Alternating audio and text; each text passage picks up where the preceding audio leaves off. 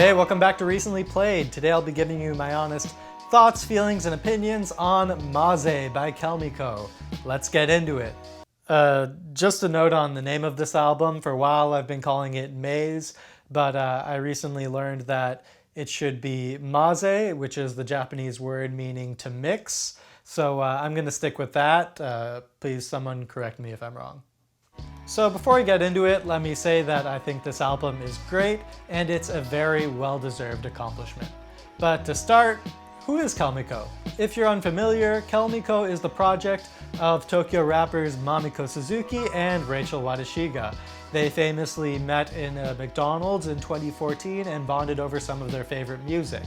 And a year later, they formed the duo Chelmico. In the relatively short amount of time since then, they've accomplished quite a lot. Maze is Chelmico's latest album.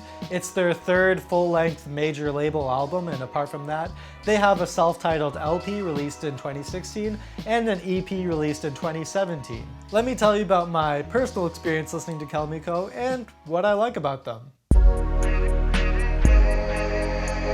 So if I'm going to talk about Chelmico, I think it's important for me to first explain what I like about Japanese hip-hop. Of course, for a long time now, I've been a fan of Nujabes, and that was kind of like my gateway into that world, and I've always found that I gravitate more towards artists that make the genre their own instead of imitating Western hip-hop. I found myself really enjoying more experimental stuff like Shing 02 and music that almost becomes unrecognizable as hip-hop, like whisper rappers Daoko and Izumi Makura, or even idol rappers like Lyrical School. And with all of that said, I can say that Chelmico is really just their own thing and they don't fit into a group with other artists. Mamiko and Rachel have always been very open about their love of all genres of music and their aversion to being labeled as rappers or being boxed into a single genre or sound. One of their longtime producers, Ryo Takahashi, has said that he loves working with them because of how willing they are to explore new sounds and styles. In the time that I've been following Chelmico and their music, it's impossible for me to ignore just how consistently hardworking Mamiko and Rachel are. Ever since their full-length major label debut Power in 2018, we've had another full-length released at the same time every year since, and they're showing no sign of slowing down. And with every release, we find them really expanding their boundaries and coming closer to finding their sound. I think that this really solidified on their 2019 album, Fishing. On that album, Chelmico showed us who they really are. They're two kids that don't want to grow up.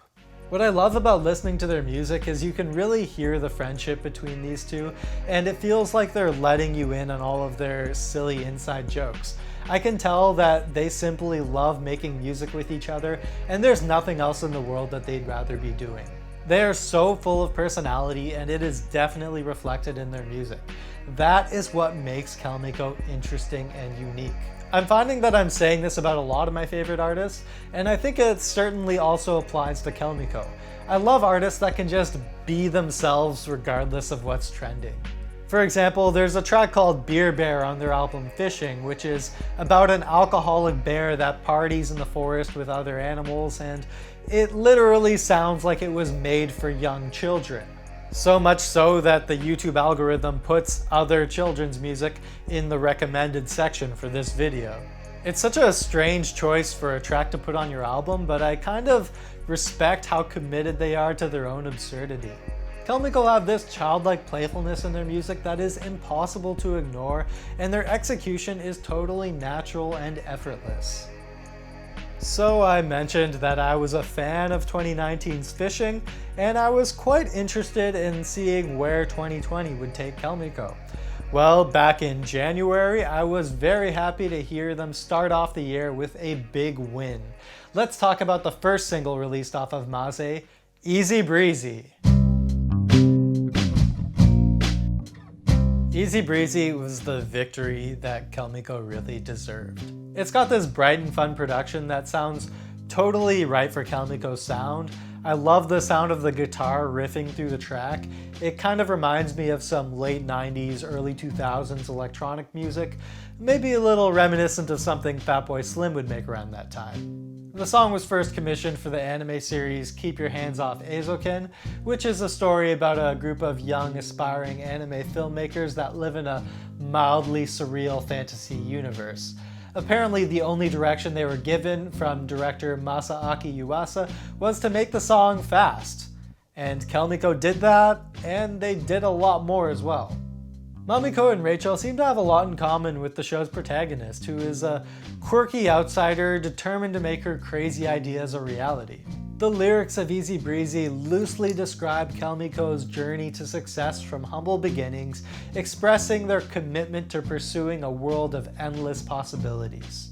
Chelmico is an easy target if you want to criticize them for being too pop-oriented, but now more than ever, they're not letting any of that get in the way of their creative vision. This track really feels like the culmination of years of creative growth, and the result is Chelmico's most successful single to date, and quite possibly one of the most iconic anime openings of the year, spawning dozens of parodies and memes across the internet. For many people, particularly among the Western audience, the only J-pop or Japanese music they get exposed to are the songs that soundtrack anime openings. So you can see how, by default, this track has way more reach internationally than any of their previous singles. And I have to say that I'm happy that Easy Breezy is the song to represent Chelmico to the world. It really captures their silly personalities and creative spirit. And that's also why I thought it made an excellent opening track to their latest album, Maze. So let's get into my honest thoughts, feelings, and opinions on Maze, the fourth full-length album by Chelmico. So overall, I would call this album weird and wonderful. There's a lot of great stuff going on in this album, and I can pretty much divide it all into being either weird or wonderful. So first, let's talk about the weird. The first thing I really liked about this album is that it is noticeably much more adventurous than anything that they've released before. They've shown interest in weird and experimental sounds before, but it's never been as crazy and playfully dark as they get on this album. Starting from track 6, Limit, we get a great run of a few tracks in a row that are all consistently quite strange and crazy. It's especially a little strange coming from Chelmico, who have always favored the bright and poppy, but they present this weird darkness with lots of Chelmico's signature personality, and they really make it their own. The weirder moments of this album kind of remind me of some of my favorite cartoons, where we'll get these absurd and comically dark moments that are tastefully out of place in a show geared towards kids. Track 8, Gohandayo, is probably my favorite song on the album. It was composed by first-time Chelmico collaborator Hakushi Hasegawa, whose experimental and spastic work is quite far removed from the cheery, bright world of Chelmico, and that's exactly what made this an awesome idea for a collaboration. The song is built around this off-kilter accordion loop and then combines it with these heavy, punk-sounding drums, and I think that Chelmico's weird playfulness works quite well with this heavier and more experimental style. Even the machine gun double bass drum patterns, psychedelic freak-out, bad acid trip moments don't necessarily feel out of place or unjustified. I thought that these moments where they take things a little further than what's comfortable made this album a lot of fun to listen to and contributed to a very dynamic and exciting experience overall. Now let's get into the other half of what makes this album great, the wonderful. Mamiko and Rachel have nailed down a balanced formula that works for them, and as a result, they don't have to do a whole lot to make their music enjoyable. There's plenty of Chelmico tracks that, from a production or compositional standpoint, aren't necessarily breaking new ground, but that's not what is important, because all we need is Mamiko and Rachel together to keep things interesting. One example on Maze would be track 2, Terminal Chakusoku Dance, which again isn't that original of a song, but they keep it interesting by delivering their signature personalities and sounds. It's something that is vital to the success of any rap group. You need to have members with contrasting styles and personalities. If you can get this right, your music is much less likely to get stale. Rachel raps at lightning speed and has a more bassy, dominant sound, while Mamiko has a more smooth sound and takes on more melodic verses that lean more towards singing. And then it just wouldn't be Chelmico without having these catchy choruses where they sing their hearts out like two best friends at karaoke. I can say that on Maze, Chelmico is delivering on all of these fronts. We get tons of great moments where they play off of each other's flow, making it sound like they could finish each other's sentences, and then we are gifted with so many of these catchy choruses that Chelmico does so well. The hooks are really happening on this album. One of my favorite vocal hooks is the chorus of track 4, It Seems I Am, which is so simple yet effective because of how well it is executed. When I think about it more, there isn't really a chorus on this album that doesn't work for me, and I think that this is really what gives every track its backbone and holds this album together. And apart from that, there are these little moments that make a lot of these tracks memorable for me. It can be just 5 seconds or so of a song that really sticks with me and makes me want to put on the album over and over again because I love getting to those moments.